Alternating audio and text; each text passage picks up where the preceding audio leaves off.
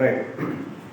కరుణా సంపన్నుడైన మహాదేవుడు మనలను ప్రేమించి మన బ్రతుకుల్లో మనకు అనుగ్రహించిన తన మహాప్రేమను బట్టి, తన మహాకృపను బట్టి తండ్రి అయినటువంటి యెహోవా దేవునికి కుమారుడైన క్రీస్తు యేసునందు హృదయపూర్వకమైన కృతజ్ఞతాస్తులు సమర్పిస్తూ పరిశుద్ధ ప్రభు దినమున ఆరాధనకు చేరి కూడి వచ్చినటువంటి నా ప్రియ సహోదరి సహోదరులందరికీ కూడా మన ప్రభువును రక్షకుడైన క్రీస్తు వారి ఘనమైన నామంలో అందరికీ హృదయపూర్వకమైన వందనాలు, శుభాన్ని సమీరం తెలియజేస్తున్నాను. సంఘముగా రాజ్యముగా చేరిన మనం ఇంతవరకు దేవుని దిననామాన్ని కీర్తించి మైపరిచిన సమయంలో మనందరం కలిసి పరిశుద్ధ గ్రంథం నుండి దేవుని శ్రేష్టమైనటువంటి లేఖనాలను ఆలోచన చేయబోతున్నాం. ఈ దిన ఈ సమయంలో గ్రంథం నుంచి ఆలోచించేటువంటి మాట ఏంటంటే, ఆయన మీతో చెప్పినది చేయుడి. ఆయన మీతో చెప్పినది చేయుడి అనేటువంటి మాట ఏంటన్నది మన గ్రంథం నుంచి గమనించబోతున్నాం. అంటే చెప్పింది చేయండి అంటే అర్థం ఏంటి? ఏమా చెప్పింది చేయండి అనేటువంటి మాట అర్థం ఏంటి? ఆయన మీతో చెప్పినది చేయుడి అనే మాట అర్థం ఏంటి? ఒకసారి గ్రంథంలో ఎంతో మంది భక్తులు ఎవరెవరో ప్రశ్న చేసుకొచ్చారు. దానిలో ఒక వ్యక్తి గురించి జ్ఞాపకం చేస్తారు. ఒక వ్యక్తి ఉన్నారు, బాప్తిస్మం ఇచ్చేవాడు వ్యక్తి, ఇదిగో ఈయన చూపించి ఇదిగో ఈయన అని చెప్పాడు. ఇదిగో ఈయన బాప్తిస్మం ఇచ్చేవాడు మాట్లాడుతూ ఇదిగో ఈయన లోక పాపం మోసుకొని పోయే దేవుని గొర్రె పిల్ల అని చెప్పి ఆయన చూపించాడు. ఎవరిని? యేసు వారిని చూపించి ఇదిగో ఈయన గొర్రె పిల్ల అని చెప్పాడు. ఆయన గొర్రె పిల్ల అయ్యాడా లేదా? ఆయన అన్నాడు కాబట్టి ఈయన అతిశయముడు అయ్యాడా? అవలేదు. నిజానికి సత్యానికి నిలువుటద్దంగా ఆయన గొర్రె పిల్లగానే మారాడు. రాజీవుగా దేశం వస్తున్నారు. యోహాను 2వ అధ్యాయంలో కానాను పెళ్లి సందర్భంలో యేసుక్రీస్తు కన్నా తల్లి అయినటువంటి మరియా అనగలిగారు. ఏమని? ఆయన ఎవరైనా యేసుతో చూపిస్తూ ఆయన మీతో చెప్పింది చేయండి చెప్పాడు. ఓకేనా? యోహాను 2వ అధ్యాయము 5వ వచనం మీకు మనకు మాట్లాడుతూ ఉంది. ఆయన చెప్పినది చేయండి అని చెప్పొచ్చు. ఓకేనా? ఆయన చెప్పింది చేయాలన్నాడు. యేసుక్రీస్తు భూలోకానికి వచ్చి 33 సంవత్సరాలు ఆయన భూమి మీద ఉన్నాడు. ఎంతకాలం? 33 సంవత్సరాలు ఆయన కాలం భూమి మీద ఉన్నాడు. అయితే ఆయన మాట్లాడినటువంటి మాట, చేసినటువంటి బోధ ఎక్కడది? పాకం తయారు చేశాడా? రహస్యంగా పాకం తయారు చేశాడా? చేయలేదు. ఎక్కడది? పరలోకంలో ఏ మాటలైతే తండ్రి చెప్పారో అయ్యే మాటలో యాజకులకు వచ్చాయి. తండ్రి బోధ ఏవైతే నేర్పాడో అదే బోధ యాజకులకు వచ్చింది. యోహాను మాట్లాడతాడు 12వ అధ్యాయంలో, మీరు విలుస్తున్న మాట ఎవరు కాదు, నా మాట కాదు. ఎవరి? నా మాట కాదని అర్థం ఏంటి? మాట్లాడేది నేనే, కానీ ఇట్స్ నాట్ ఓన్ మీ, నాది కాదని. ఎవరిది? నన్ను పంపిన తండ్రి తిన సత్యాన్ని యేసుప్రభువు మాట్లాడారు. ఒకసారి యోహాను సువార్త 14వ అధ్యాయము 24 వచ్చిన దాకా, నన్ను ప్రేమింపని వాడు నా మాటలు గైకొనడు, మీరు విలుస్తున్న మాట ఏది కాదు, నాది కాదు. అంటే ఎవరిది? చెప్పేది నేనే అయినా సరే నాది కాదు. ఓకేనా? మాట నాది కాదు. అలాగే ఆయన ఎన్నో చోట్ల చేశారు. సమాజ మందిరాల్లోకి వెళ్ళి ఆయన బోధించాడు, మాట్లాడాడు, ప్లస్ బోధించాడు. సో మాట్లాడేమైంది? యేసుక్రీస్తు మాట్లాడిన మాట ఎవరు కాదంట? ఆయన సొంతది కాదు అని మనకు అర్థమైంది. మరి ఇప్పుడు బోధ ఎవరిది? యేసుక్రీస్తు చేసిన బోధ ఎవరిది? మాట్లాడిన తండ్రి అని చెప్పారా? ఆన్సర్ చేశారు మనకి. అలాగే బోధ ఎవరిది? ఎవరైనా గాలి మాట తిరిగి వచ్చాడా? ఎవరిని ఏమైనా తిరిగి వచ్చాడా? అతుకులు పోతు మీరు మాట్లాడాలని వచ్చాడా అంటే కాదు. యోహాను 7వ అధ్యాయంలో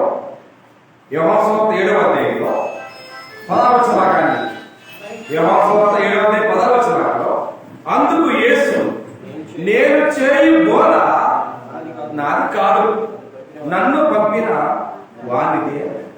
ఎవరి మాట అయింది కాదు, బోధ అయింది. పర్సన్ ఎవరు?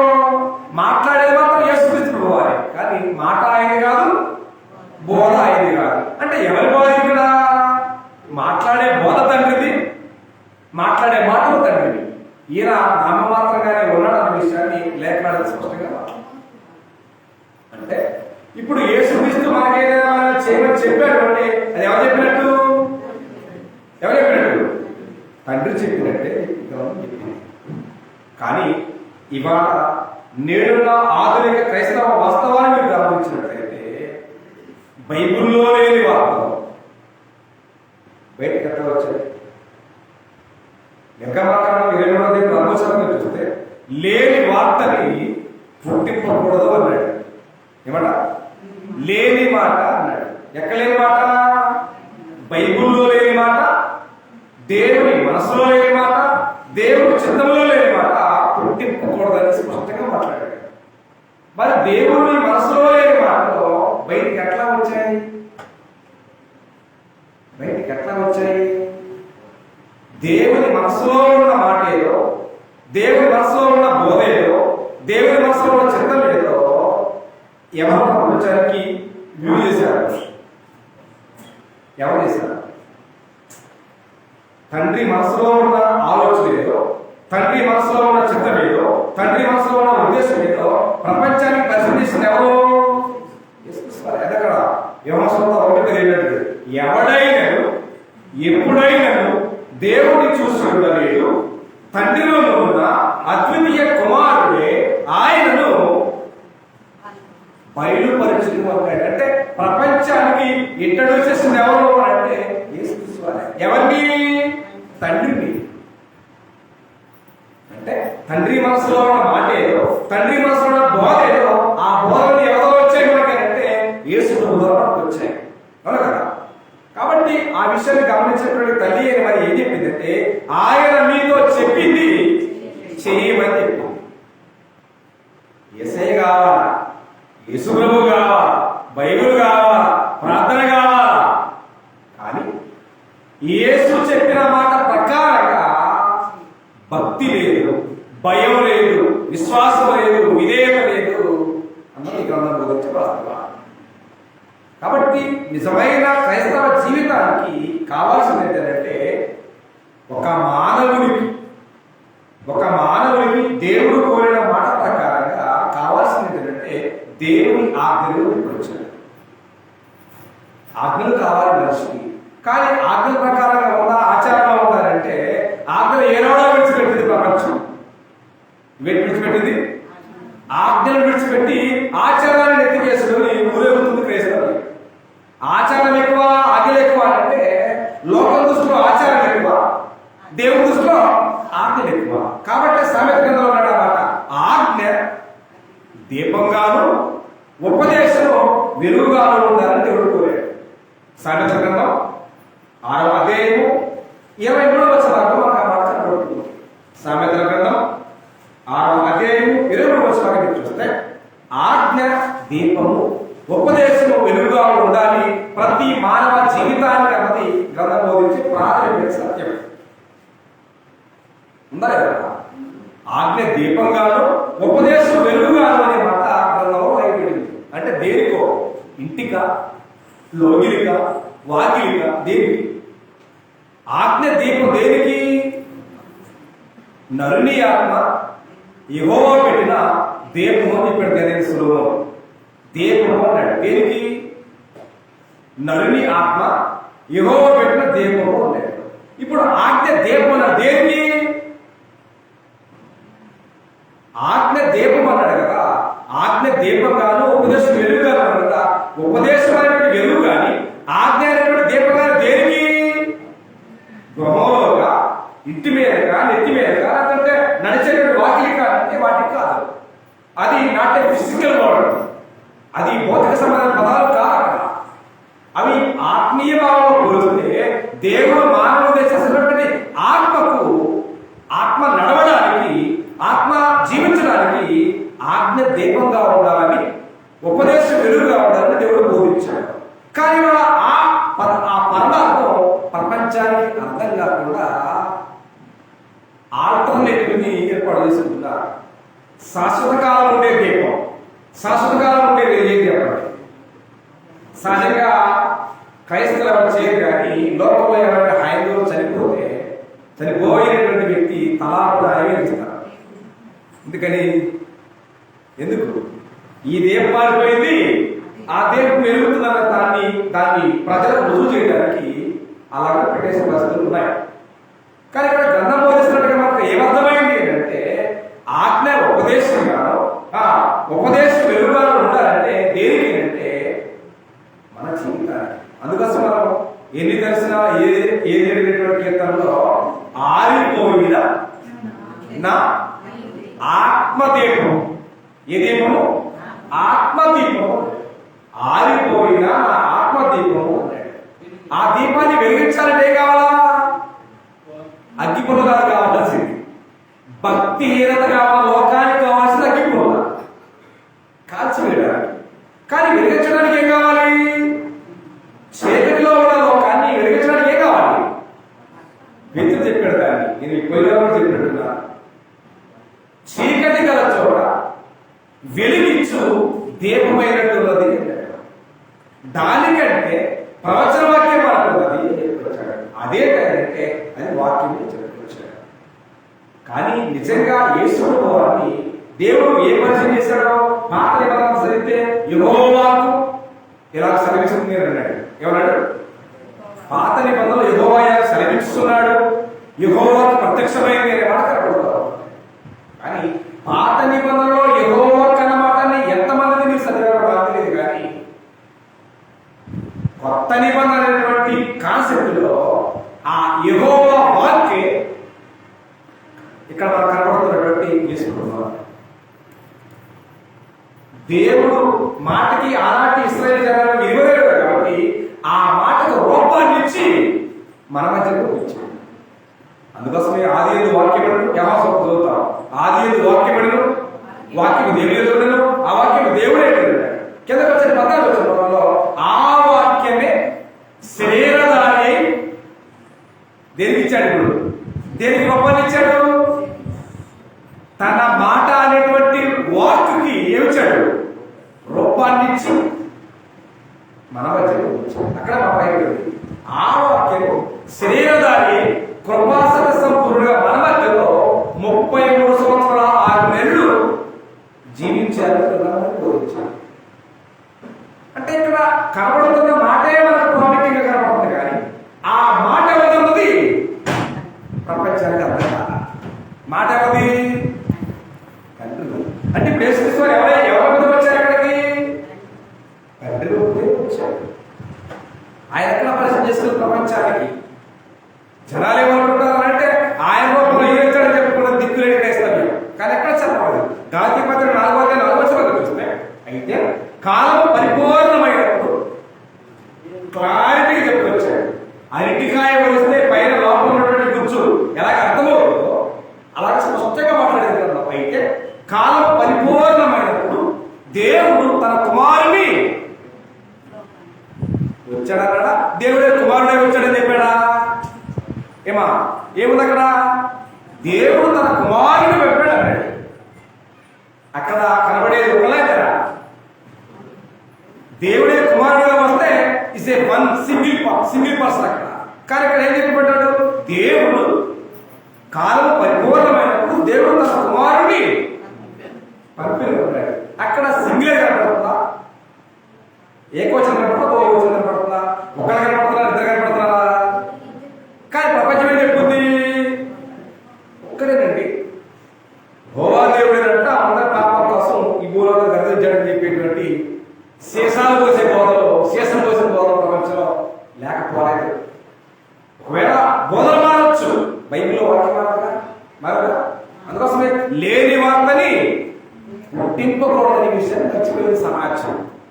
ఒకవేళ పుట్టిస్తే పుట్టించవచ్చు, కానీ అబోధ కల్పన బోధన చేస్తే తప్పించుకోవడం కుదురుతా? అందులో సామెత గ్రంథం అన్నాడు. సామెతల గ్రంథం 30 ఆయన మాటలన్నీ ఎలాంటివంట? పుటము వేయబడినవే కనుక ఆయన మాటలు ఏమీ చేర్చడము ఏమీ కాకూడదన్నాడు. ఒకవేళ కలిపినా ఒకవేళ చేర్చినా వేవతోట అప్పుడు నీవు అబద్ధికుడు అవుదు అని అన్నాడు. ఏమవుతావట? అబద్ధికుడు అవుదు అన్నాడు. ఒకవేళ మనుషుల దృష్టిలో మనుషులు అబద్ధికులు అయి ఉండొచ్చు, కానీ ఒక మనిషి దేవుడు అబద్ధికుడు అయ్యాడంటే ఇంకేమవుతా? ఇంకా ఏమీ లేదనే విషయాన్ని స్పష్టంగా గ్రంథం మనకు పోలుస్తున్నాం. అయితే మన మధ్యలో అంటే క్రైస్తవులు మన మధ్యలో 2 నిబంధనలు ఉన్నాయనే విషయం మర్చిపోకండి. ఒకటి పాత నిబంధన, 2 కొత్త నిబంధన. పాత నిబంధన ప్రజలు దేవుడికి ఇష్టలైన ప్రజలు ఇశ్రాయేలీయులు అనే విషయం మర్చిపోకండి. Don't forget any one. కొత్త నిబంధనల ప్రజలు క్రైస్తవులు. కొత్త నిబంధన సాటం చూపించే ప్రజలు క్రైస్తవులు, పాత నిబంధన సాటం చూపించే ప్రజలు ఇశ్రాయేలీయులు. వారెవరు? దేవుని మనస్సులో నుంచి వచ్చిన ప్రజలు, దేవునికి ఇష్టమైన ప్రజలు. నాకు స్వకీయమైన సంపాద్యం అన్నాడు నిర్గమకాండం 19:5. ఏమట? నాకు స్వకీయమైన సంపాద్యం అన్నాడు. నా సొత్తైన ప్రజలు అన్నాడు. ఇశ్రాయేలు చూపించి వారిని చూపించి అంత ఎనిమిదిగా ప్రేమించాడు, వారిని ఎన్నో చేశాడు.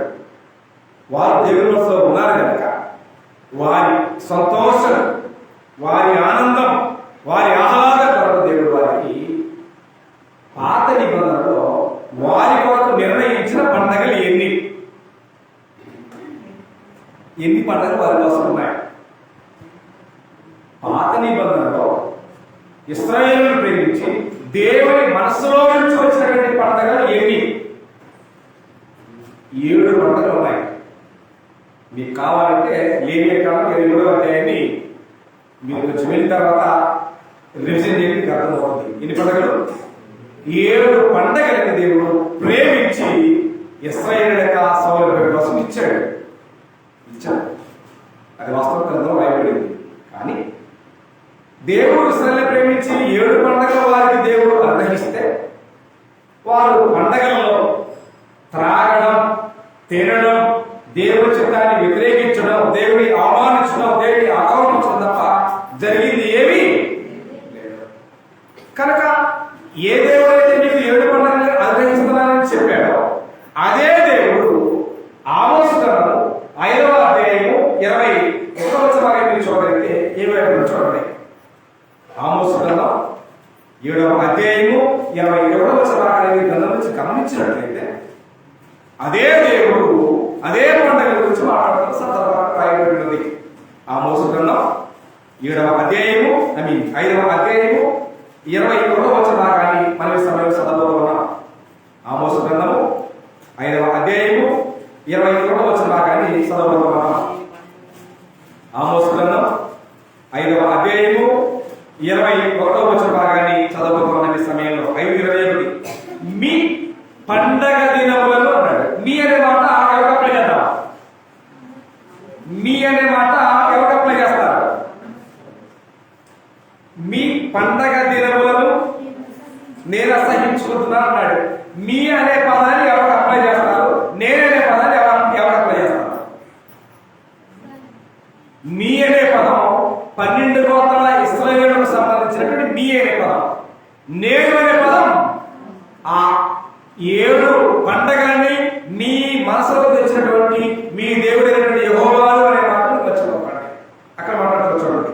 మీ పండగ దినములను నేను వేసుకున్నాను, అసహించుకొస్తున్నాను, వాటిని నీచముగా ఎంచుతున్నాను అని చెప్పాడు. ఎవరైనా చెప్పిందేమో సర్వ సృష్టికర్త అయిన దేవుడు మాట్లాడుతున్నాడు, యెహోవా దేవుడు మాట్లాడుతున్నాడు.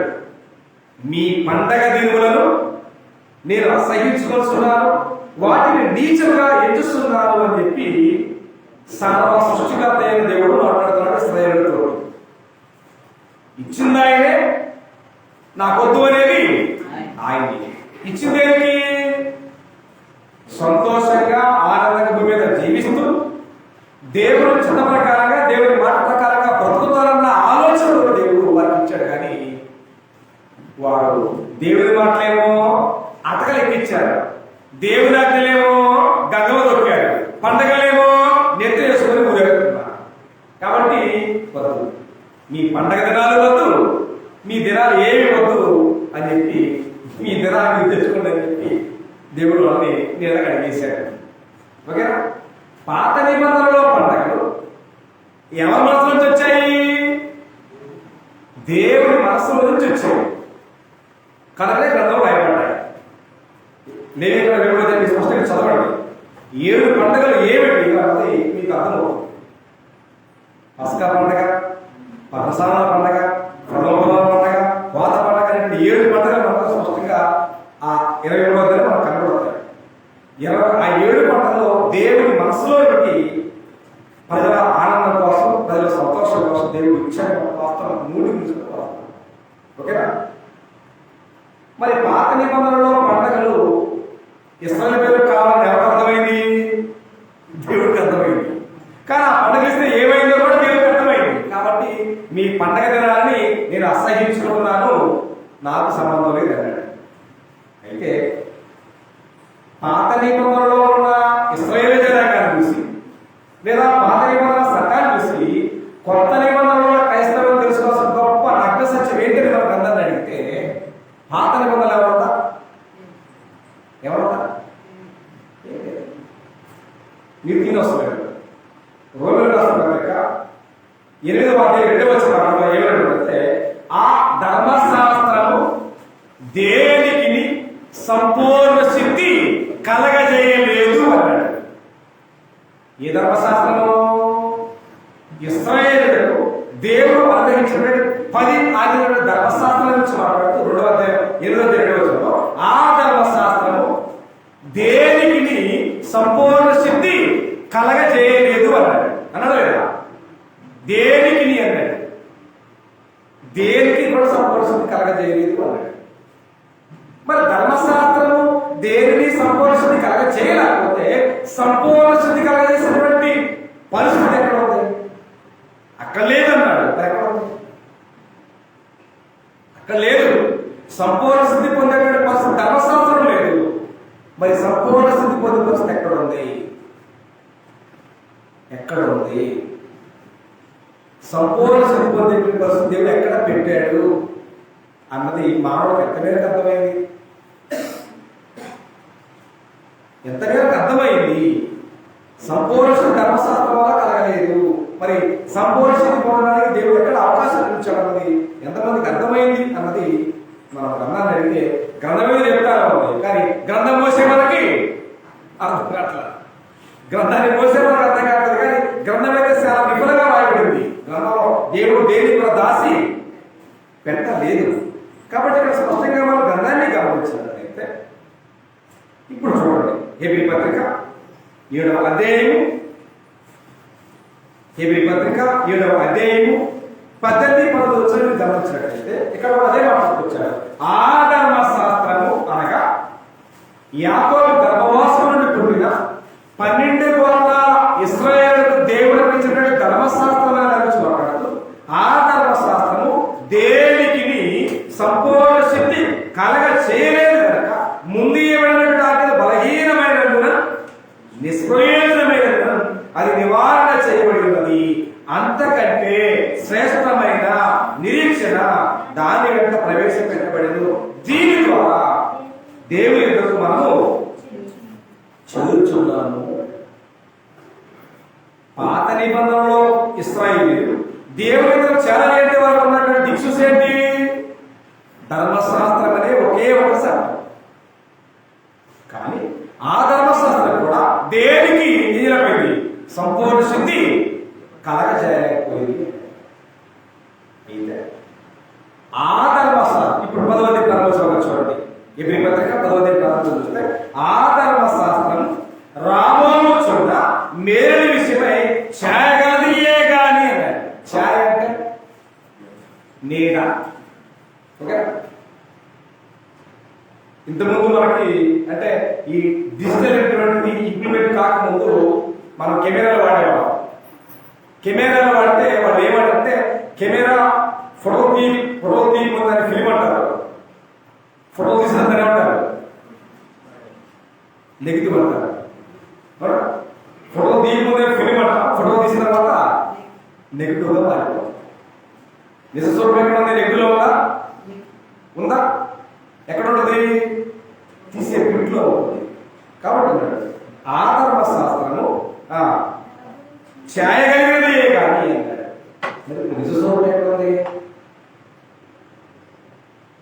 సంపూర్ణ ధర్మశాస్త్రం కలగలేదు. సంపూర్ణ కలిసే మార్గాన్ని ఏర్పాటు చేశాడు. ధర్మశాస్త్రం చేయగలిగిందే కానీ నిజ స్వరూపం అనేది ఎక్కడ ఉన్నది? నిజ స్వరూపం దేవుడు క్రైస్తవులు ఎక్కడ దాచిపెట్టాడు? నిజ క్రైస్తవులు ఎక్కడ దాన్ని తెలుసుకుంటారు అని అంటే ఇప్పుడు కొలసల పత్రిక 2వ అధ్యాయం 17వ చూస్తే, కొలసల పత్రిక 2వ అధ్యాయం 17వ భాగాన్ని గమనించి గమనించుకున్నట్లయితే, కొలసల పత్రిక 2వ అధ్యాయం 17వ భాగాన్ని ఒకసారి గమనించినట్లయితే అపోస్తలుడు మాట్లాడుతున్నాడు. ఇవి రాబోవాటి ఛాయే గాని నిజ స్వరూపము క్రీస్తులో ఉంది అన్నాడు. ఎక్కడ ఉంది? నిజ స్వరూపం అనేది క్రీస్తులో ఉంది అన్నాడు. క్రీస్తుకి మనకు అయ్యబాబు సంబంధం ఎక్కడ? క్రీస్తుకి మనకు అయ్యబాబు సంబంధం ఎక్కడ ఉందంటారా? బాండింగ్ ఉందా? కానీ బాండింగ్ రావడానికి కారణం ఏంటి అబ్బా? యేసు క్రీస్తు మన మధ్యలో రావడానికి కారణం ఏంటి? బాండింగ్ లేకపోతే, అంటే సంబంధం, రిలేషన్ లేకపోతే ఏ పని ఏ వ్యక్తి చేయలేదు. సంబంధం చేయగలరా? చేయలేదు. కానీ యేసు క్రీస్తుకి మన బాండింగ్ మధ్యలో ఏంటి? ఒకే ఒకటి చెప్పండి. దాన్ని మత స్వభావం మాట్లాడాడు. తన ప్రజలను వారి పాపముల నుండి ఆయనే రక్షిస్తాడు. తన ప్రజలను వారి పాపముల నుండి ఆయనే రక్షించు కనుక ఆయనకు యేసు అని పేరు పెట్టదు. మనకి బాండింగ్ ఏంటి ఎక్కడంటే పాపాల దగ్గర. మన దగ్గర పాపం లేకపోతే ఆయనతో అవసరం ఉంది. అవునా కదా? అవునా కదా? మన దగ్గర పాపం లేకపోతే యేసు ప్రపంచానికి అవసరం ఉందా? కాబట్టి ధర్మశాస్త్రం అనేది చేయగలిగేదే కానీ నిజ స్వరూపం ఏంటంట? క్రీస్తులో ఉంది వచ్చాడు. అవునా కదా? క్రీస్తులో ఉంది అన్నాడు. ఆ క్రీస్తు దేనికి వచ్చాడు? క్రీస్తు దేనికి వచ్చాడు? పాపులను రక్షించడానికి యేసు లోకానికి వచ్చాడు. అంతేనా?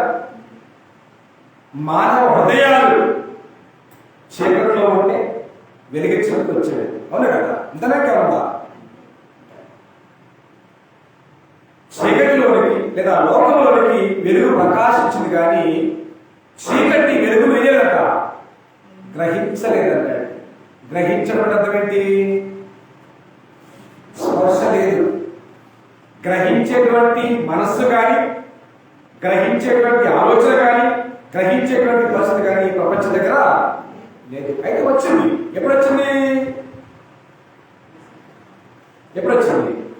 2024 సంవత్సరాల క్రితం వెలుగయ్యున్న దేవుడు తన కుమారుణ్ణి వెలుగుగా లోకానికి పంపించాడు.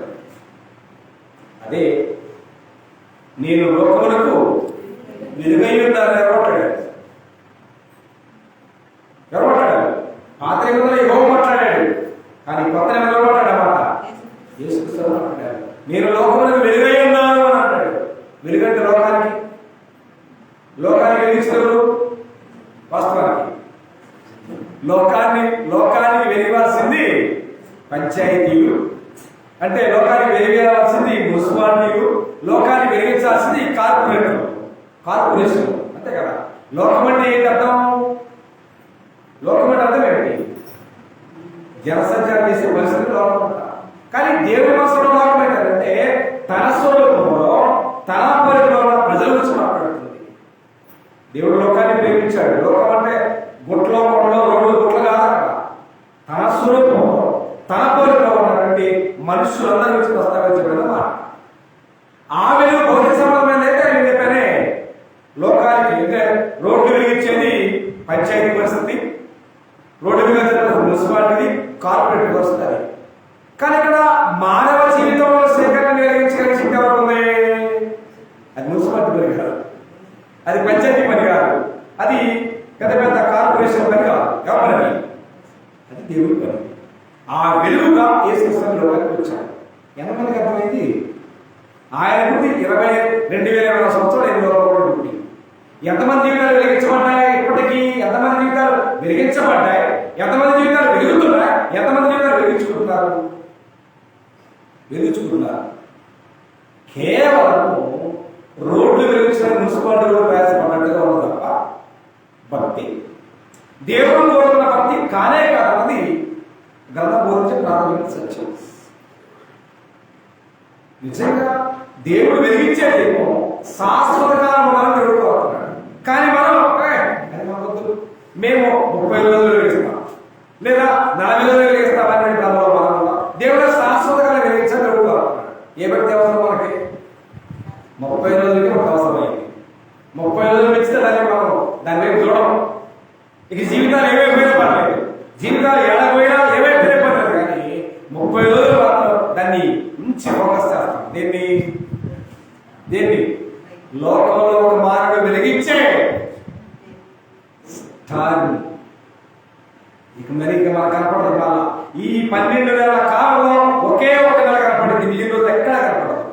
జీవితాలు వెలుగుతాయా? దేవుడు కోరుకున్న వెలుగు అదేనా అని అంటే కాదు.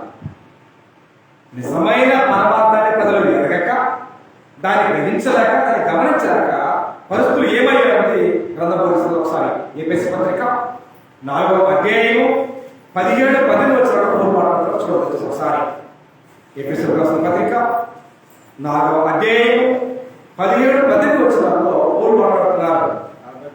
కాబట్టి అన్యజనులు నడుచుకున్నట్లు ఒక్క నిమిషం, అన్యజనులు నడుచుకున్నట్లు క్రైస్తవ్యానికి అన్యజనులకి ఏమైనా సంబంధం ఉందా? లేదు కదా. అన్యులంటే ఎవరు? దేవుడు అంటే ఎవరో, దేవుడి వాక్యం అంటే ఏంటో, యేసుక్రీస్తు అంటో, అసలు ప్రార్థన అంటే ఏమో తెలియని పరిస్థితుల్లో వారిని అన్యజనులు అనమాట. కానీ ఇవాళ నేడున్నటువంటి ఈ సాంప్రదాయబద్ధంగా మనం చూస్తే క్రైస్తవులకి అన్యజనులకి ఏమైనా తేడా ఉందా? ఏమీ లేదు. ఇంత ఈక్వాలిటీగానే ఉంది, సమానంగానే ఉంది. కాబట్టి మీరు అన్యజనులు నడుచుకున్నట్లు నడుచుకోవలదు అంటున్నాడు. లేదా మీరు ఎక్కమే కదా. కాబట్టి అన్యజనులు నడుచుకున్నట్లు మీరు ఎక్కడ నడుచుకోవలదని ప్రభునందు సాక్ష్యం ఇస్తున్నారు. మరి అన్యజనులు అంటే తెలియదు కాబట్టి వాళ్ళ ఇష్టానుసారంగా నడుస్తూ ఉంటారు, బాగుంటుంది. కానీ క్రైస్తవులకి నడవాల్సిన మార్గం మీద దేవుడు బోధించాడు కదా. గ్రంథం చెప్పబడిందా లేదా? ఇదిగో మీరు ఇలాగ నడవాలి, ఇలా నడవకూడదు, ఇలాగ చేయండి, ఇలాగ చేయకూడదు అనేటువంటి ప్రతి పరిస్థితిని లేఖనాలు పట్టాడు. లేఖనాలు మన ముందు ఉన్నారు కదా. ఇది మా పొత్తు, మేము అలాగే నడుస్తామనంటే మరొకసారి బోధించినప్పుడు ఇది నడవదు, ఏం ఉపయోగం. కాబట్టి అన్ని జనరేషన్ మీరు కదా నడుచుకోవాల్సి వారైతే చూడండి ఏ మనస్సు, అంధకారమైన మనస్సు గలవారై తమ హృదయ కాఠిన్యం వలన తమలో ఉన్న అజ్ఞానము చేత దేవుని వంటకాలు చెవుల నుండి వేరు చేయబడి ఉన్నారు అన్నాడు. దీనివల్ల తమలో ఉన్న అజ్ఞానం చేత అన్నాడు. అజ్ఞానం చేత అన్నాడు. దేవుని ఎరగని వారు కానీ అన్యజనుడు కానీ ఏమైనారంటే అజ్ఞానులు అన్నాడు. మరి జ్ఞానులు ఎవరు? జ్ఞానులు ఎవరు జ్ఞాని? పిహెచ్డి చేసినోడా, ఎంబీఏ చేసినోడా, లేదా ఏదో ఒకటి పీజీ చేసినోడా అంటే దేవుని చిత్త ప్రకారంగా గ్రంథ ప్రకారంగా వాళ్ళ పెద్ద జ్ఞానులే కాదు. నువ్వు పీజీ చేసినా, ఎంబీఏ చేసినా, పిహెచ్డి చేసినా తెలుగులో కూడా గ్రంథాన్ని చదవలేదు. తెలుగులో కూడా గ్రంథాన్ని వాళ్ళు స్పష్టంగా చదవలే పరిస్థితి ఎంత పాండితులతో ఉందా? కాబట్టి కదా జ్ఞాని ఏమాయను, శాస్త్రి ఏమాయను, ఈ లోకం తర్కవాది ఏమాయను, దేవుడి లోక చేశాడట? ఎంత జ్ఞానం ఉన్నా, ఎన్ని పీజీలు చేసినా, ఎంత పిహెచ్డీ చేసినా నీ జ్ఞానం వెళ్తామే కదా దేవుడు.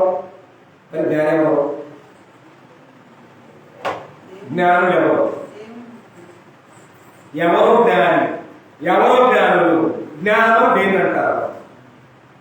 కాబట్టి మీరు అంటే వారుకున్న అజ్ఞానం బట్టి వారి తమ మనసులో ఉన్న వ్యర్థతను నడుస్తున్నారు అని చెప్పాడు. మరి జ్ఞానం ఎవరు? మరి అజ్ఞానికి జ్ఞానికి తేడా తెలియాలి కదా. అజ్ఞానులు అంటే లోకంలో వారు అర్థమవుతుంది కదా. మరి జ్ఞానం అంటే ఎవరు? మరి ఎవరు రాసి పెట్టిందా? ఒక మీద బూట్లే రాస్తారా? రాదే కదా. మరి ఏం చెప్తారు మీరు? జ్ఞానం అంటే ఏం చెప్తారు? జ్ఞానంలో అంటే మీరేం చెప్తారు? ఏం చెప్పగలరు? ఏం చెప్పగలరు? ఎవరు జ్ఞాని అంటే చెప్తారు. ఎవరు జ్ఞాని అంటే యోగ చెప్పుకొచ్చాడు.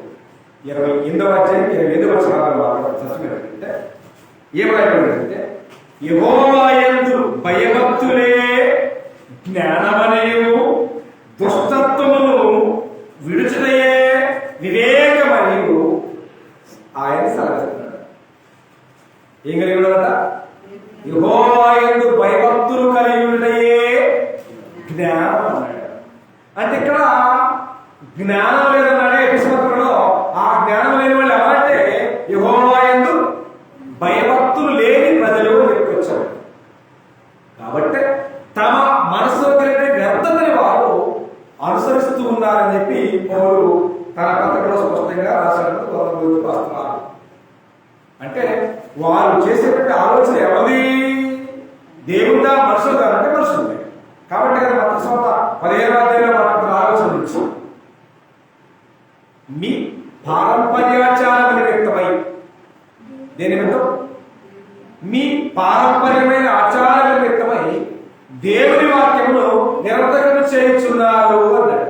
ఇక్కడ దేవుని వాక్యం నేను ఏం చెప్పాను? దేవుని వాక్యము అంటే దేవుని మాట నిత్యం. ఆ దేవుని మాట ఎవరు? యేసు ప్రభువారే. ఆ దేవుని వాక్యం ఎవరు? యేసు ప్రభువారే. కానీ ఇక్కడ క్రైస్తవులు చెప్పుకునే ప్రజలు దేవుని విషయం నిర్లక్ష్యంగా ఉన్నారంటే వాక్యమై ఉన్న యేసుక్రీస్తుని కూడా ప్రజలు నిర్లక్ష్యపడుతున్నారని మన గురించి వాస్తవం. మనం పాట పాడతాం, ఏమని పాట అయితే పాడుతున్నాం, కానీ పాటలో ఉన్న పదాల్లో ఉన్నటువంటి సారాంశాన్ని గమనించలేని కైతన్యం చాలా బాగుంది. నీ వాక్యమే పాడమంటున్నారు కదా, దానిలో వాక్యమై ఉన్నా అన్నారా? మరి ఇక్కడ మీరు చదివే వాక్యం ఎవరు? దేవుని మాటే వాక్యంగా ఉంది. ఆ వాక్యం ఏమైనాడు? యేసుక్రీస్తు అయినాడుగా. అక్కడ మాట్లాడారు, మీరు మీ పారంపర్యాచారాన్ని వ్యక్తమై దేవుని వాక్యంలో ఎంతకన్నా చేర్చున్నారు. వేషధారులారా, ఈ ప్రజలు తమ పెదవులతో నన్ను కనపరుచుదురు, కానీ వారి హృదయము నాకు దూరంగా ఉన్నది. ఎవరన్నారు ఈ మాట? ఎవరన్నారు ఈ మాట? ఈ మాట దేవుడు అన్నాడు. ఈ మాట ఎక్కడన్నాడు? ఈ మాట ఇశ్రాయేలు నుంచి యెషయా మాట్లాడాడు. అదే మాటని ఇక్కడ కోట్ చేశాడు. ఎవరు మాట్లాడారు? ఇక్కడ పాత నిబంధనలో దేవుడు మాట్లాడితే అదే పదాన్ని లేదా అదే అంశాన్ని ఇక్కడ ప్రభువారు మనకి ఇంట్రడ్యూస్ చేశాడు. యెషయా మాట సరి అంటాడు. యెషయాలో రాయబడింది మాట. అక్కడ మాట్లాడే పదం ఏదైతే ఉందో ఇక్కడ జరుగుతున్న పది కూడా అదేగా ఉంది కాబట్టి ఈక్వలైజేషన్ చేశాడు యేసు. ఇవాళ లోకంలో పరిస్థితులు కూడా అలాగే ఉన్నాయి తప్ప దేవుడిని కానీ దేవుడి చిత్తాన్ని ఏరియే పరిస్థితుల ప్రపంచం లేదని మనం పోల్చుతాం. కాబట్టి ఒకసారి గలతీయులకు రాసిన పత్రిక 4వ అధ్యాయంలో ఏమి రాయబడిందంటే, గలతీయులకు రాసిన పత్రిక 4వ అధ్యాయము 9వ వచనం, ఆ కాలమందు అసలు చూడండి, ఇప్పుడు మీరు దేవుని ఎరిగిన వారు మరి విశేషముగా దేవుని చేత ఎరగబడిన వారుడై ఉన్నారు కనుక బలహీనమైనవి నిష్ప్రయోజనమైన మూల పాటల తట్టు మీరు మరలా తిరగనేలా అన్నాడు. కొంచెం చూడండి, దేవుని ఎరిగిన వారు అన్నాడు. అన్నాడు అనలేదన్నమాట. ఇప్పుడు మీరు దేవుని ఎరిగిన వారు అన్నాడు. దేవుని ఎరిగిన వారేమో, దేవుని ఎరగిన వారేమో. జ్ఞానులు అంటే యెహోవా యందు భయభక్తులు కలిగిన వారు జ్ఞానులనియు, యెహోవా యందు భయభక్తులు లేని వారు అజ్ఞానులు అన్నది ఎంత వాస్తవం. దేవుని ఎరిగిన వారెవరు, దేవుని ఎరగిన వారెవరు. అయితే ఒక్కటి మాత్రం వాస్తవం. దాన్ని ఖచ్చితంగా పౌలు తీతు తన పత్రికలో రాశాడు. 1:16 తీతు పత్రిక 1:11 వారు దేవుని ఎరుగుదుమని చెప్పుదురు గాని అన్నాడు. దేవుని ఎరుగుదుమని చెప్పుదురు గాని అన్నాడు. ఏమండి? చెప్పుకునే భక్తి ఎక్కువ, సాటింపేసుకునే భక్తి ఎక్కువ, ఊరేగింపేసుకునే భక్తి ఎక్కువ, బైబిల్ ప్రకారంగా లేని భక్తి తక్కువ. ప్రభలో బ్రతికే భక్తి ఆకాశానికి అంటే అక్కడ అన్నాడు. దేవుని ఎరుగుదమని చెప్పుకుందురు కానీ అన్నాడు. చెప్పుకోవడం వల్ల ఉపయోగం వల్ల దేవుని ఎరగడం అనేటువంటి మాట ఖచ్చితంగా కాన్ఫిడెన్స్ మాట అర్థమైతే అది బాగుంది. ఏంటి దేవుని ఎరగడం అంటే? ఒక క్రైస్తవుడు దేవుని ఎరగడం అంటే అర్థం ఏంటి? ఎలా చెప్పగలరు? దేవుడు మానవుడు ప్రేమించాడు. మరి మానవుడు దేవుడు ఎట్లా ప్రేమిస్తాడు? How it is possible? దేవుడు మానవుడు ప్రేమించాడు, బాగానే ఉంది. మరి మానవుడు దేవుడు ఎట్లా ప్రేమిస్తాడు? మానవుని దేవుడు జగత్తుకు పునాదులు వేయకుండా ఎదిగాడు. మరి భూమి మీదకి వచ్చిన తర్వాత నువ్వు దేవుడు ఎట్లా ఎరగాల? ఎట్లా ఎరగాల? ఎట్లా ఎరగాల? ఎరగడం అనే మాట ఆచారంగా ఉంది. ఎరగడం అనే మాట ఆచారంగా ఉంది. ఒకరోజు ముందే తలస్నానం చేసి జుట్లు ఆరబెట్టుకొని అండి ఆదివారం తలస్నానం చేసి మంచి మంచి బట్టలు వేసుకొని బైబిల్ సక్కగా పెట్టుకుని బైబిల్లో పెట్టుకుని పోతే ఎరిగినట్టే కాదు.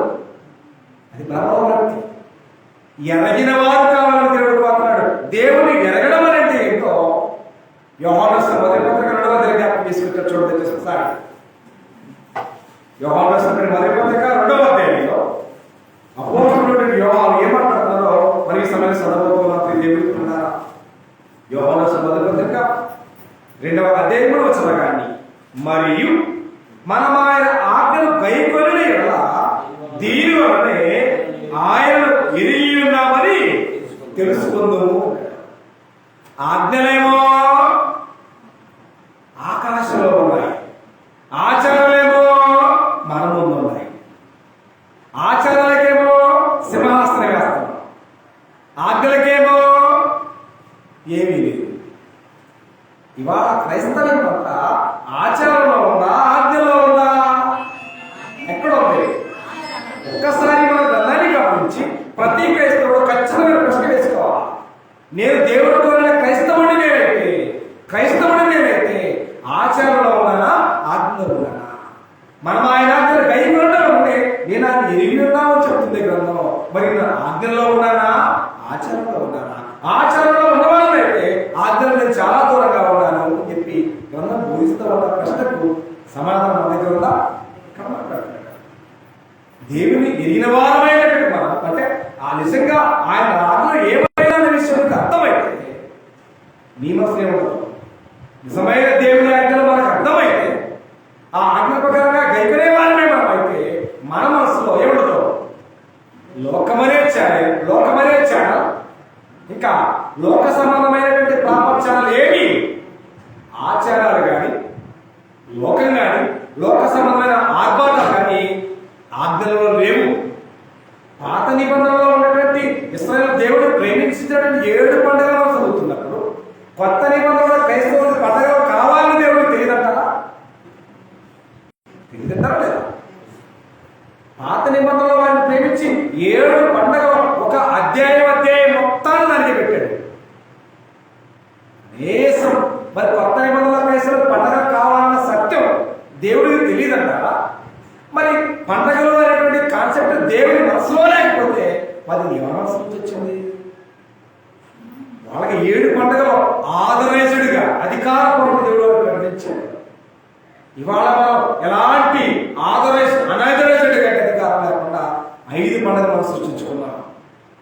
ఎన్ని పండుగలు? 5 పండుగలు మనం సృష్టించాడు గ్రంథానికి వ్యతిరేకంగా. ఒకటి Christmas, 2 Easter, good Friday, Baswa బుధవారం, మట్లాదివారం. ఎవరి ఎక్కడి నుంచి వచ్చాయి ఇవన్నీ? దేవుని మనసులయ్యా, దెయ్యాల మనసులయ్యా, మనుషులయ్యా, దేవుడియా, అగ్నిలో ఉన్నాయా, ఆచారం ఉన్న విషయాన్ని గమనించలేని క్రైస్తవం ఎంత ఉపయోగం? దేవుడు పాత్రలో ప్రేమించి 7 పండుగలు ఆదరాయుడిగా అధికారికంగా కల్పించాడు. మరి కొత్త నిబంధనలో క్రైస్తవులు పండగ లేక విలవిల్లాడిపోతారు. దేవుడు తెలియదంటారా? వాళ్ళకి ఎందుకు పెట్టారు, వీళ్ళకి తెలియతారు అని చెప్పిన దేవుడు గమనించి అసలు పండగ అనే పదాన్ని లేకుండా చేశాడు. అయినా దేవుణ్ణి, దేవుని చిత్తాన్ని, ఆయన మొత్తాన్ని మడిసి అతకలెక్కించి మనమనుకున్న పండుగలతో ఊరేగిస్తున్నాం కూడా. అది దేవుని చిత్తం అంటారా? ఎంత ఆర్భాటం, ఎంత ఆర్భాటం! ఎన్ని లక్షల వేల కోట్ల రూపాయలు ఖర్చు అవుతున్నాయి. వృధా ప్రయాస కాదా? అడవి కాస్త వెళ్ళ కాదా? బొడ్డు కోసం పనులు కాదా? దేనికి ఉపయోగం? దేవుడు కోరేడా? దేవుడు చెప్పాడా? ఆయన మీతో చెప్పింది చేయమని చెప్పింది మరేతాన్ని ఆయన చెప్పాడు మీకు. ఆయన మీకోసం వచ్చింది. మనందరం పాపం పడి ఉంటే మనందరి కోసం ప్రాణాలు పెట్టడానికి ఆయన ఇచ్చాడు. మరి ఆయన చెప్పాడు ఎవరికన్నా, అబ్బాయి తల్లిదండ్రులు పుట్టినమ్మా నా పుట్టిన చేయండి అని చెప్పి ఆయన చెప్పాడా? లేదా అపోస్తులు చెప్పాడా? తర్వాత ఆదిమ సంగతి చెప్పాడా? గ్రంథంలో ఎక్కడ రాయబడిందా? చేయబడిందా? ఎక్కడా చేయలేని పండగ, ఎక్కడా చెప్పని పండగ క్రైస్తవ కోసం ఎవరు తీసుకొచ్చారు? దాన్ని దేవుని ఆజ్ఞలన్నీ కూడా కాలరాయడానికి, దేవుని ఆజ్ఞలన్నీ కూడా కాలరాయడానికి, క్రైస్తవ్యాన్ని కాలరాయడానికి ఇది సాధారణ సూచన, గొప్ప విరుద్ధమైన ఫెస్ట్.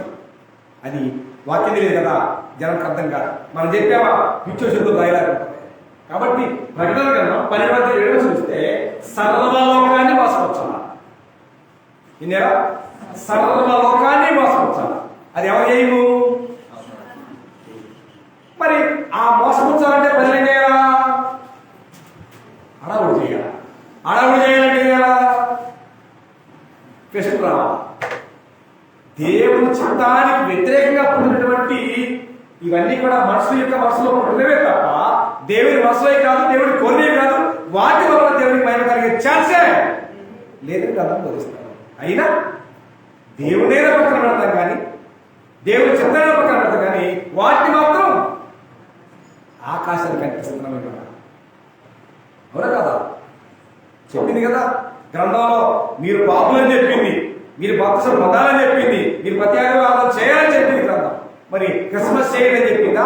ఈస్టర్ చేయమని చెప్పిందా? గుడ్ ఫ్రైడే చేయమని చెప్పిందా? మట్లాడేదా?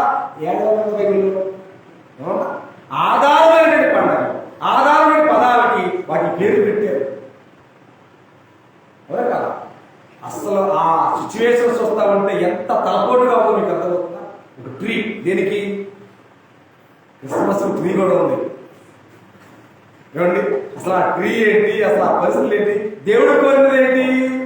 ఒక క్రైస్తవుని జీవితం లేదా ఒక భక్తుని జీవితం ఎవ్రీగా ఉండాలని కోరాడు.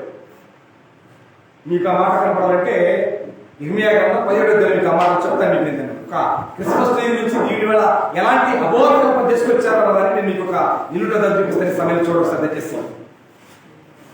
ఇర్మియా గ్రంథం 17వ అధ్యాయం 8వ వచనం చూడండి. వాడు జలముల యొద్ద నాటబడి చెట్టు వలెను, అది కాలువలో నాటబడి కాలువలో దాని వేళ్ళు తలలు వెట్టకలిగను, దానికి భయపడదు, దాని ఆకు పచ్చగా ఉంటుంది, ఆకు గ్రీన్ గా ఉంటుంది. కాబట్టి మన క్రైస్తవ జీవితాలు ఎవ్రీ గ్రీన్ గా ఉండడానికి నిర్జీవమైనటువంటి ట్రీ తీసుకొచ్చి దానికి లైట్లు కట్టి స్విచ్ చేస్తే ఏనిగిద్దంట. అది క్రిస్మస్ ట్రీ అంట. సిగ్గుండాలి జనానికి. బైబుల్లో లేని పదాలు, బైబుల్లో అబోధకరమైన పాత్రలు నుంచి వచ్చాయి. కేవలం మానవుగా ఉన్న మన సంతోషాల కోసమే, మన ఆనందాల కోసమే, మన ఆహారం కోసమే, మన గొప్పతనాన్ని లోకాన్ని కట్టించుకోవడానికి మాత్రమే అది జరిగినటువంటి పరిణామాలను మర్చిపోకండి. అలాగనే మా యొక్క గొప్పతనాన్ని ప్రపంచానికి ఇనుబడింపజేసుకోవాలని ఒక ప్రయోగం చేయబడింది గ్రంథంలో. మీకు ఎవరు తెలిసిన సంగతి? మా గొప్పతనాన్ని అంటే మానవులుగా మా గొప్పతనాన్ని లోకానికి ప్రచురం చేసుకునే ఒక ఆలోచన వచ్చింది ప్రజలకి. ఆదికాండం 11వ అధ్యాయంలో ఒక బబులోను బాబేలు గోపురాన్ని కట్టడానికి ప్రయత్నం చేశారు. దేనికి?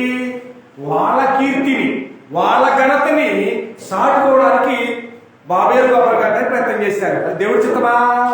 కాదు. అది అలా జరిగితే ఎంతో నష్టం కలిగింది. దేవుడు గమనించి అక్కడ మనము దిగిపోయి మాట్లాడే ఖచ్చితమైన కాంటెక్స్ట్ అలా ఉంది. మనము దిగిపోయి ఆడేం చేయాలా? భాషలు తారుమారు చేయాలని చెప్పాడు. అయిందా? అయింది. అప్పటిదాకా ప్రపంచానికి ఒకే ఒక్క భాష. స్పష్టంగా దాన్ని గమనిస్తే అప్పటిదాకా ఆదికాండం 10వ అధ్యాయం వరకు కూడా ప్రపంచంలో ఒకే ఒక భాష ఉండేది. ఆదికాండం 11వ అధ్యాయం తర్వాత ఏమైంది? భాషలు తారుమారైపోయి ఒకటి భాష కూడా అర్థం కాకుండా ఏమైంది? అక్కడ జరిగినటువంటి తంతే ప్రపంచంలో కనబడేటువంటి భాషల విషయాన్ని మర్చిపోగలడు. దేవుడు అక్కడ చేయగలిగాడు, కానీ దేవుడు అవకాశం ఇచ్చాడు. జీవాన్ని, మరణాన్ని, ఆశీర్వాదాన్ని, శాపాన్ని మీ ముందే వచ్చుతున్నానని చెప్పాడు. అదే ప్రభుత్వం వచ్చా ఈ దిన స్వతహాగా స్వరూపాన్ని ఇచ్చి బోధగలిగిన ఏడా ఇదే పరిస్థితి లేదు. ఆయన మీద చెప్పేదని చెప్తారా? ఆయన కూడా పక్కన పెట్టేసింది. ఆనాడు పాత నిబంధనలో ప్రవక్తల్ని, ఏమండి, తర్వాత యాజకుల్ని, న్యాయమూర్తుల్ని ఎంతో మంది దేవుడు పంపించాడు. వాళ్ళందరినీ మనిషి పక్కన పెట్టాడు. వాళ్ళతో పాటే తన మాటకి స్వరూపాన్ని ఇచ్చి వాక్యమైన చేసి కూడా పంపిస్తే ఈయన కూడా మాట పెట్టే పరిస్థితి చేస్తాం ప్రపంచం నీటికి. అవును కదా? కాబట్టి ఏదో అంగీకరించాలి, చెప్పుకోవాలి, మాట్లాడాలి కేవలం భ్రమతో మాత్రమే క్రైస్తవ్యం ఉన్నది. కానీ ఎక్కడ కూడా తావుడికి దేవుడి పిల్ల. లోకం వేరు, క్రైస్తవ్యం వేరు. దేవుడు వేరు, లోకం వేరు. లోకంలో పద్ధతులే వేరు వాస్తవానికి. ఎందుకంటే లోకాధికారం ఎవరైనా లోకాధికారి ఎవరు లోకాధికారి? సాతానుడే కదా. యేసుక్రీస్తు వారిని ఎత్తైన పర్వతం మీద తీసుకెళ్ళాడు. ఎత్తైన పర్వతం మీద తీసుకెళ్ళి నీవు నాకు సహకారం చేస్తే ఈ లోకరాజ్యాన్ని మొత్తాన్ని నీకు సమరణ చేస్తాను అన్నాడు. లేదా అంటే ఎవరి చేతిలో ఉందని అర్థం? చేతిలో ఉంది కదా. ఆయనే కాదు, యోహాను పత్రికలో మాట్లాడాడు. లోకమంతయు ఎక్కడ ఉంది? దుష్టుని యందు ఉన్నది అన్నాడు. లోకమంతా దుష్టుని యందు ఉన్నది అన్నాడు. కాబట్టి లోకంలో ఉన్న నీవు దుష్టత్వంలోనే ఉన్నావు. దుష్టత్వంలో ఉన్న నీవు దేవుడిని మహిమపరచలేవు. దేవుడిని మహిమపరచడం అంటే లోకమైనటువంటి ఛాయలో పెట్టి క్రీస్తులో రావాలి. ఇప్పుడు నిజస్వరూపం ఎక్కడ ఉంది? లోకంలో లేదుగా, పండగలో లేవుగా. ఎక్కడ ఉంది? నిజస్వరూపం అంతా క్రీస్తులో ఉందని చెప్పుకొచ్చాడు. క్రీస్తులో ఉంటేనే దేవుడిని మహిమపరచగలవు. లేకపోతే నువ్వు ఏడన్నా నీ బ్రతుకు అన్ని దేవుడితో సమానమే తప్ప మరొకటి కాదు. ఎగరలేని పక్షి ఏదైనా ఈగలు కాకపోతే ఏ పక్షికైనా ఈగలు మీకు ఎగరగలుగుతా? లేదు.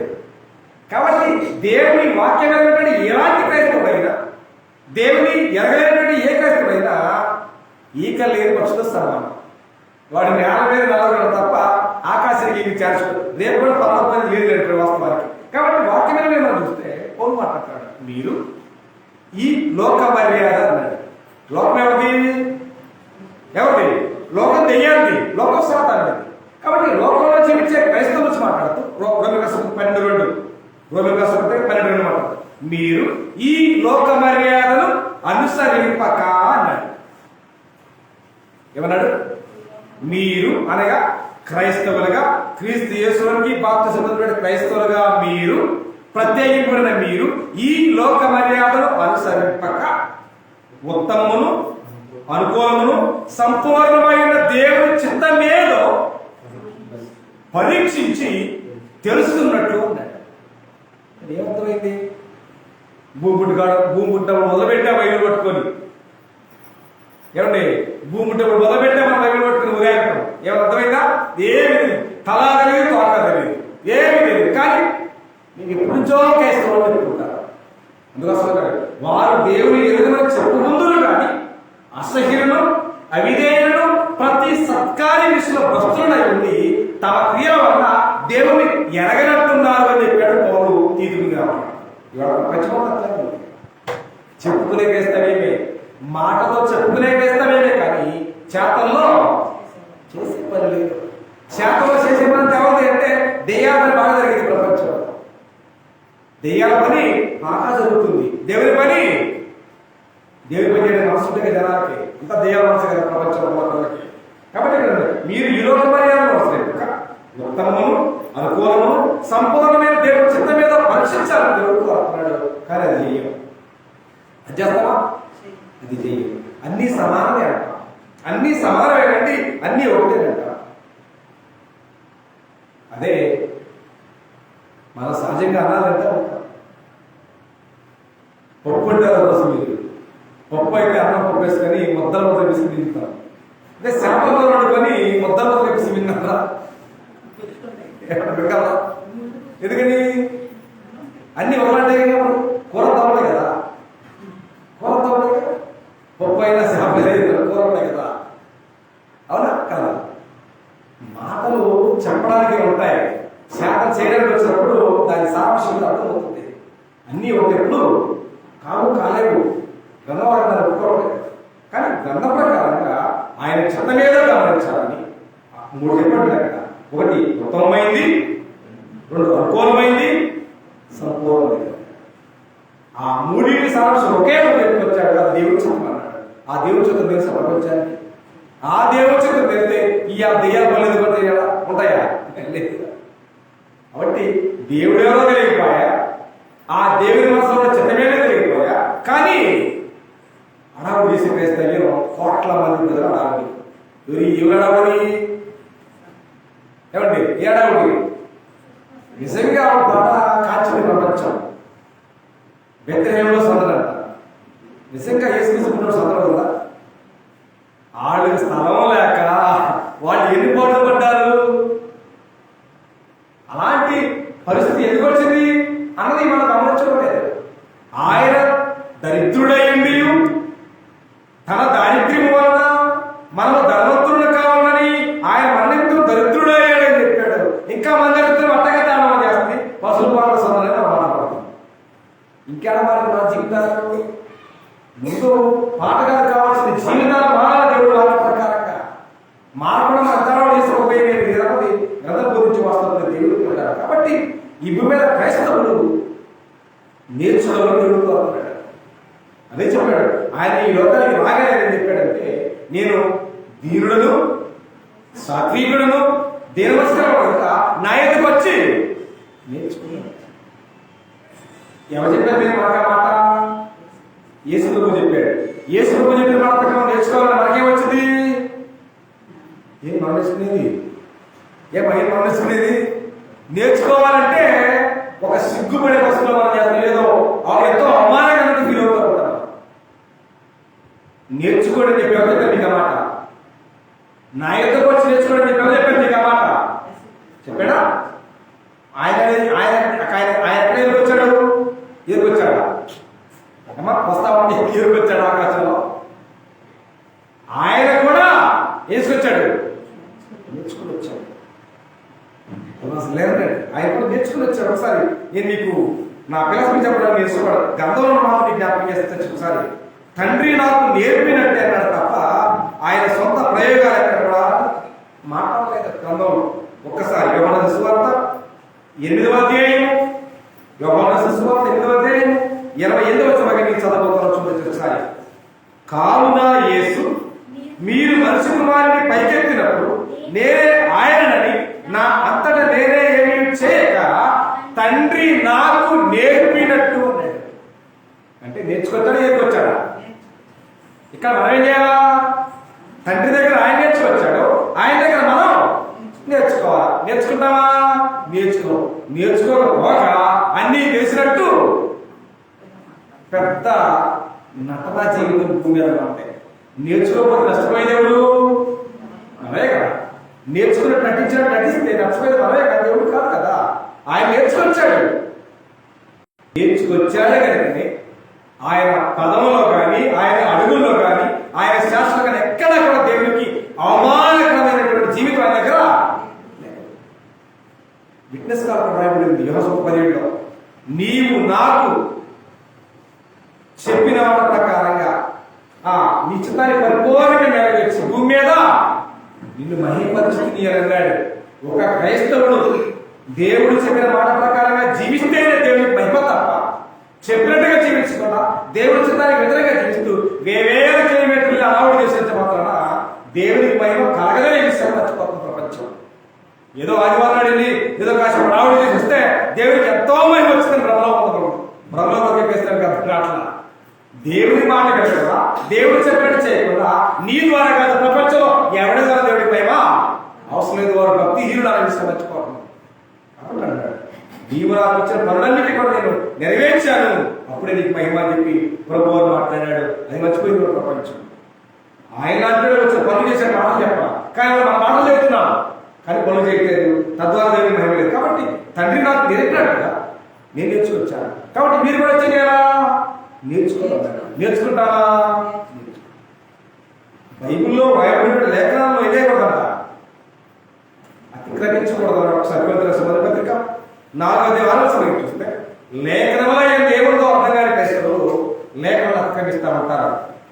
కొరింథీయుల మొదటి పత్రిక 4వ అధ్యాయం అపోస్తలుడైన పౌలు కొరింథీ సంఘానికి జ్ఞాపకం చేస్తూ మాట్లాడుతున్న సందర్భాన్ని చదవబోతూ ఉన్నారు. 4వ అధ్యాయం ఆలోచనగానే, సహోదరులారా మీరు మమ్మల్ని చూసి లేఖనంలో యందు రాసిన సంగతులను అతిక్రమింపకూడదని నేర్చుకుని లేఖనాలను అతిక్రమించకూడదు అన్నాడు. బాగానే ఉంది. ఏమండి ఏది ఇబ్బంది? లేఖనాలు అతిక్రమిస్తే ఇబ్బంది ఏంటి? లేఖనాలే కదా, నోరులేనివే కదా, నల్లగా రాయడమే కదా అనేటువంటి చిన్న సూపర్ స్వభావం ఏ క్రైస్తవ జీవితంలో ఉంటుందో లేఖనాలను అతిక్రమిస్తే ఏమి లేదు చెప్పండి. లేఖనాలను దేవుడు ఏం దాచించాడు? లేఖనంలో ఏముంది? లేఖనాలే కదా, నల్లగా ఉన్నా కనపడేది అక్షరాలే కదా అనేటువంటి భ్రమం క్రైస్తవులు అనుకోవచ్చు లేదు. కానీ లేఖనంలో ఏముంది చెప్పండి. లేఖనములను అతిక్రమింపకూడదనే మాట జ్ఞాపకం చేశాడు. బాగానే ఉంది. లేఖనాలు అతిక్రమించకూడదు కరెక్టే, కానీ లేఖనాలు అతిక్రమిస్తే ఆ వ్యక్తికి ఏముండదు. లేఖనాల్లో ఏముంది?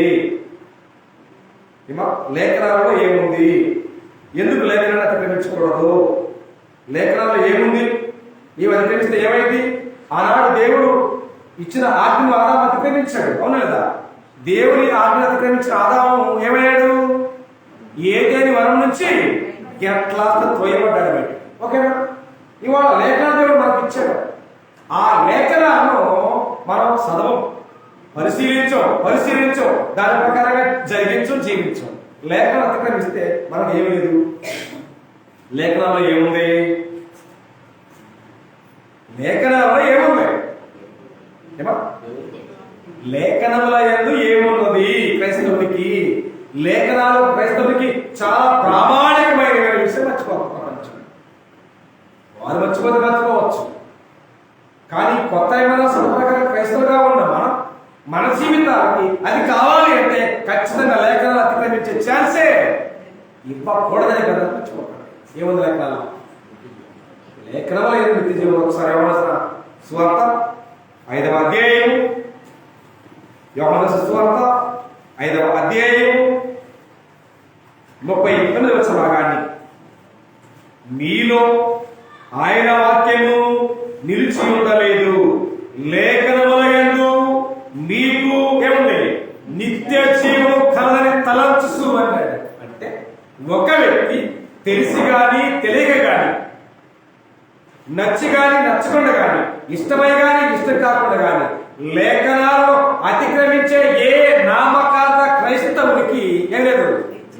నిత్య జీవమే లేదని నేను చెప్పే మాట కాదు, లేఖనాలు బోధిస్తున్నాయి. కాబట్టి ఆ లేఖనాలను అతిక్రమింపకూడదని నేర్చుకున్న ప్రకారంగా లేఖనాలు అయితే మన బతకాలని దేవుడు కోరుతున్నాడు. కానీ లేఖనాల ప్రపంచం ఏనాడో పక్కన పెట్టేసేసింది. పక్కన పెట్టకపోతే ఈ వెలుగులు రావు, ఈ పండుగలు రావు, ఎడవు లేదు.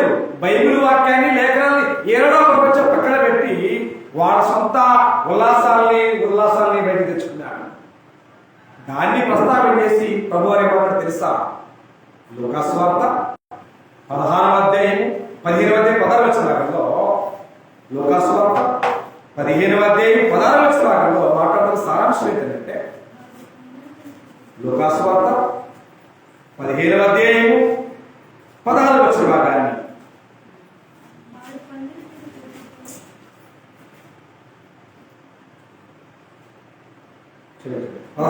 లూకాసు 16:10 లూకాసువార్త 16:10 ఆయన మీరు మనుషుల ఎదుట నీతిమంతులని అనిపించుకునేవారు గాని దేవుడిని హృదయములను ఎరుగును.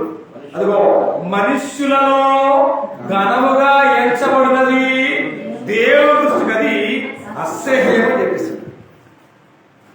మన దృష్టిలో ఏదైతే గొప్పగా ఘనంగా ఎంచుకొని లోకానికి ఆకాశానికి అంటేందుగా ఆరాధన చేస్తా ఉన్నామో అని ఏమైనా అనిపించాలి దేవుడి దృష్టికి అసహ్యం అన్నాడు. ఇక దేవుడు అసహించాడు అంటే నువ్వేం చేసినా ఉపయోగం లేదు.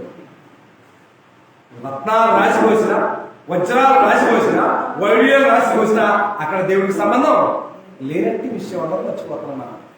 కేవలం మన సంతోషాన్ని, మన ఆనందాన్ని, మన ఆహ్లాదాన్ని ఇస్తున్నాడు తప్ప ఆయన మీతో చెప్పింది లేఖనంతో దేవుడు మాట్లాడింది ఆ ప్రకారం మన జీవితాలు ఉన్నాయి అనేటువంటి విషయంలో అట్లా స్కాన్ చేయట్లేదు. మనం లోకాన్ని మాత్రం బాగా స్కాన్ చేస్తాం, బైబిల్ మాత్రం చేయటం లేదు. లేఖనాలు బతికిస్తే ఏ వ్యక్తికి నిత్య జీవం లేదన్నది ఈ గ్రంథం గురించి వాస్తవం దేవుడు వినడాలి. కాబట్టి ఆయన అనుసరించట్లేదు అన్నాడు. ఎవరిని? ఏ రక్షకుడైతే పాపం ప్రపంచమంతా చీకటిలో ఉంది, ప్రపంచమంతా పాపంలో ఉంది, వీరందరూ నేను వెళ్ళకపోతే నిత్య నరకానికి వెళతారని గొప్ప ఆశతో ఆకాంక్షతో ఈ లోకంలోకి వచ్చాడు. వచ్చేప్పుడు బాధపడ్డాడు. అవునా కదా? చివరి గడిలో బాధపడ్డాడు ఆయన. ఎందుకు? హ్యూమన్ మ్యాన్, మానవుడు కనుక ఆయనాడు.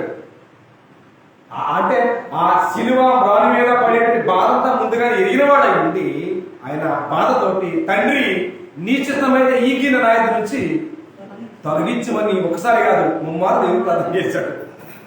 నిజంగా ఆయన ప్రార్థన దేవుడు వినుంటే మనకేం లేదు, మనకు రక్షణ లేదు, మన దేవుడి వాళ్ళం కాదు, మన కేసులు అంతకంటే అయినా దేవుడు అతని ప్రార్థన ఆ సమయంలో అంగీకరించలేదు. అంత ప్రయాసపడి మనందరి పాపాల భారాన్ని ఆయన మీద వేసుకుని ఆయనే మరణించి సమాధి చేయబడి తిరిగి పునరుద్ధారుడే లేస్తే ఆయన ఏం చేస్తున్నారు? ఆయన అనుసరిస్తున్నారా?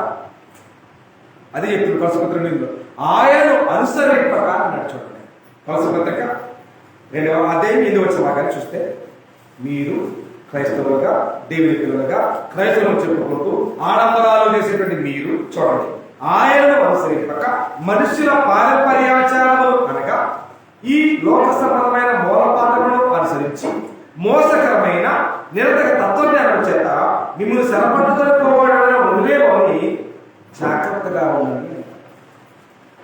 సరపట్టుకుపోయేదేవుడు సాతానుడే, సర్వలోకాన్ని మోసపుచ్చేదేవుడు సాతానుడే. ప్రపంచమంతా ఎవరు పెట్టది? క్రైస్తవులు ఎవరు పెట్టారు? వాళ్ళు మాట చెప్తారు. ఎవరు మాట? ఏడేం లేదు కదా, ఏడేం డ్యాన్స్ లేదు, ఏడేం స్టార్ లేదు, ఏడేం బార్ లేదు, ఏడేం ఉండదు కదా, ఏడే ఉండదు. ఏడ అరణ్యం లాగా ఉంటుంది. ఆడెట్లా ఉంటుంది? అక్కడ ఆకాశాలు పెట్టిన అంబరాలు ఉంటాయి. అందుకోసమే అంబరాలు సంబరాలు అనే పాట. కాబట్టి ప్రపంచం అంతా సంబరాలకి అంబరాలకి అవకాశం ఇస్తుంది. దేవుడికి దేవుడు చెప్పడానికి అవకాశం లేదు. కాబట్టి లోకం యొక్క మూలపాఠంతో మీరు తిరగనేలా అవన్నీ మిమ్మల్ని మోసపుచ్చేటువంటి విధానంలో అంబరాలు కాకుండా అక్కడ మాట్లాడే పదాన్ని ఏం మాట్లాడాడంటే చెరపట్టుకుని పోవాడు అన్నాడు. చెరపట్టుకోవడానికి వచ్చిన ఎవరు? సాతానుడే. ఆ శరలో నుంచి విడిపించడానికి వచ్చిన ఎవరు? మేము శరలోనే ఉంటాం కానీ శర అంటే రక్షణ పొందనే ప్రభు క్రైస్తవున్నారు. వాళ్ళు శరలో ఉన్న మనల్ని, పాపంలో ఉన్న మనల్ని, నరకంలో ఉన్న మనల్ని విడిపించడానికి కుమారుడు వస్తే కుమారుడు మాట వింటున్నారా? కుమారుడు చెప్పి చేస్తున్నారా? ఆయనను అనుసరింపక లోకంలో మూలపాఠంతో మీరు తిరగలేలా అన్నాడు. అంత మాత్రమే కాకుండా వాటిని ఏం చేయకూడదు చెప్పిన చూడండి. ప్రసంగంలోనే 20 చూడండి, 2:20 మీరు క్రీస్తుతో కూడా లోకం యొక్క మూలపాఠ విషయం మృతి పొందిన వారైతే లోకంలో బ్రతుకుతున్నట్టుగా మనుషుల ఆజ్ఞలను అన్నాడు. దేవుని ఆజ్ఞ బైబిల్లో ఉన్నాయి. ఓకేనా? దేవుని ఆజ్ఞ బైబిల్లో ఉన్నాయి. మనుషుల ఆజ్ఞ ఉంటాయి, లోకంలో ఉంటాయి. బైబిల్లో లేనివి లోకంలో ఉంటాయి. కాబట్టి మనుషుల యొక్క ఆజ్ఞలను, పద్ధతులను అనుసరించి చేత పట్టుకొనవద్దు, రుచి చూడవద్దు, ముట్టవద్దు అని విధులకు మీరు లోడలేదా అవన్నీ స్వేచ్ఛాపడతారు. కానీ వాటి చేసేవాళ్ళు కూడా నశించిపోతారు అని చెప్పాడు. అంటే లోకం జరిగినటువంటి ఆడంబరాలు ఎన్ని జరిగినా అవి ఎక్కడ జరిగినా వాటి ఏం చేయదంటాడు, వాటి చూడవద్దు, ముట్టుకొనవద్దు, చేత పట్టుకొనవద్దు. పట్టుకోవాల్సింది పట్టుకుంటే ఏమైంది, కాలిపోదు. ముట్టుకోవాల్సింది ముట్టుకుంటే ఏమైంది, అదే జరిగింది. వాడుకోవాల్సింది వాడుకుంటే ఏమైంది, అదే అయింది. ఏమవ్వాలి కనుక వాస్తవాలు ఇవన్నీ మనకు తెలిసిన సరే ఆల్టిమేటిక్గా మనం ఏం చేస్తూ ఉంటాం అంటే సపోర్ట్ చేస్తాం. దేనికి దేనికి దేవుని చిత్తానికి వ్యతిరేకమైన ఏ కార్యక్రమానికి కూడా నిజమైన క్రైస్తవులు సపోర్ట్ చేయకూడదు. నేను చెప్పేది మొహమాట కోసం అదేమో మర్చిపోకండి. నిజమైన క్రైస్తవులు ఎవరు దేవుని చిత్తానికి వ్యతిరేకంగా జరిగేటువంటి కార్యక్రమానికి ఎక్కడ కూడా డొనేట్ చేయొద్దు. దానివల్ల నీవు లెక్కలో రావాల్సిన పరిస్థితి ఉంటుంది. నీ విలువైన ధనాన్ని దేనికోసం, మనుషుల యొక్క ఆజ్ఞల పద్ధతుల వాటి కోసం, అడావుడి చేయడం కోసం ఎవరు కూడా స్పాన్సర్ చేయొద్దు, డొనేట్ చేయొద్దు. ఖచ్చితంగా ఒకవేళ చేసినట్టు కనుక అర్థమైతే, ఒకవేళ మాకు తెలియకపోయినా స్కామ్ ఉన్నాడు.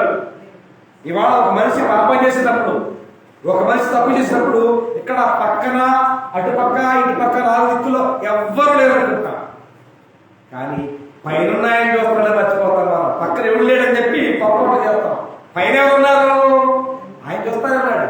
ఇక్కడ ఎవరు చూడకపోయిన ఇబ్బంది లేదు, ఇక్కడ ఆయన చూస్తాడు కనుక ప్రతి వారు లెక్కలకు వచ్చినప్పుడు అన్ని లెక్కలన్నీ తేలే పరిస్థితులు ఉన్నాయి. కాబట్టి ఖచ్చితంగా అగ్ని కొరకు మర్చిపోయిన సంగతి. కాబట్టి మనం వాటిని చేత ముట్టుకొనవద్దు, చూడవద్దు, వాటిని ముట్టుకొనవద్దు. అన్ని విధులకు మీరు లోబడనేలా ఎక్కడవి, దేవునియా మనుషునియా? మనుషుని. మనుషుల పద్ధతులను ఆజ్ఞలు మీరు చేత పట్టుకోవద్దు. అవి దేవుడి అయితే నెత్తన పెట్టుకుని ఊరేగొచ్చు, ఇబ్బంది లేదు. దానివల్ల మనకు మహిమ ఉంది, ఘనత ఉంది.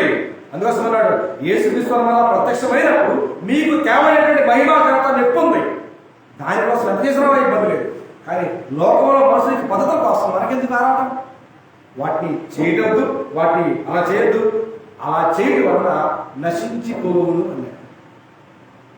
ఇంత జరిగింది దేనికోసం? ఇంత జరిగిన ఘనమైన కార్యక్రమాలు దేనికోసం? నశించిపోతున్న మానవుని లోకాసంత పనులు సారాంశం అదే కదండి. నశించిన దాన్ని వెతికి రక్షణ మనిషి కుమారుడు లోకానికి వచ్చాడు. మళ్ళా తిరిగి ప్రపంచమంతా ఆయన వచ్చి మరణించి సమాధి లేచిన ఇంకా ప్రపంచం నశింపులోనే ఉందంటే ఎవరు పొరపాటు? మానవుడి దగ్గర భక్తి అనే బ్రహ్మం, పరిశుద్ధ లేఖలను అతిక్రమించే ఏ క్రైస్తవుడైనా వాడు అన్నిటితో సమానం. గ్రంథంలో ఏదైతే ఉందో ఆ గ్రంథ ప్రకారంగా ఉన్న వాక్యాల ప్రకారంగా ఎప్పటికప్పుడు నచ్చవాలి. ఎవరు కదా నిజంగా మానవుడు సహజంగా స్త్రీలు కానీ పురుషులు కానీ పిల్లలు కానీ నిజ దైనందిన జీవితంలో మ్యాచ్ కాకుండా ఏ వస్తువు పడతారా? చెప్పండి. రాజీ పడతారా? చెప్పండి. వేసుకునే బట్టలైనా, వేసుకునే చెప్పులైనా, వేసుకునేటువంటి ఏదైనా వాటి మీరు ఈ ఊహం నేను వదిలేస్తున్నారు. మ్యాచ్ కాకపోతే రాజీ పడడం ఉంది కదా. దేవుడు మనకిచ్చిన మన జీవితం, దేవుడు ఇచ్చినటువంటి లేఖల ప్రకారంగా అయ్యాల ఖచ్చితమైన మ్యాచ్ కాకపోతే ఏమవుతుంది? స్కామ్. ఖచ్చితంగా మ్యాచ్ కాకపోతే ఏమైనట్టు స్కామ్ అవుతుంది, అది మోసం అవుతుంది. తద్వారా ఈ మోసం ఏమండి?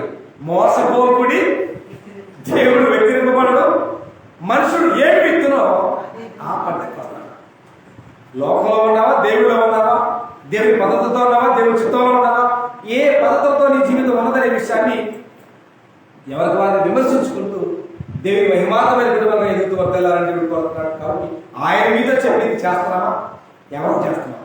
దేవుడి మాట పెట్టినామా, దెయ్యం మాట పెట్టినామా, ఎవరు చెప్పింది చేస్తున్నామా అనే విషయంలో ఖచ్చితమైన ప్రశ్న ఎవరికి వారు వేసుకుంటూ దేవుని మహిమ కోసం, దేవుడి యువకులు ఇంకా పరలోక మీద అందరూ శ్రద్ధగా బతకాలని కోరుతూ ఈ అవకాశాన్ని దేవుడికి కృతజ్ఞతలు సమర్పిస్తూ ఎంతో గోపితో ఈ వాక్యాన్ని అందరికీ కూడా నా హృదయపూర్వకంగా తెలియజేస్తున్నా, మాట్లాడుతున్నాను. అందరికీ ప్రార్థన చేసుకున్నాను. మహోన్నతుడమైన అత్యంత కృపా కనికర సంపన్నుడమైన మా కన్న తండ్రి, మీ ఘనమైన శ్రేష్టమైన ఉన్నతమైన నామానికి కృతజ్ఞతాస్తుతులు.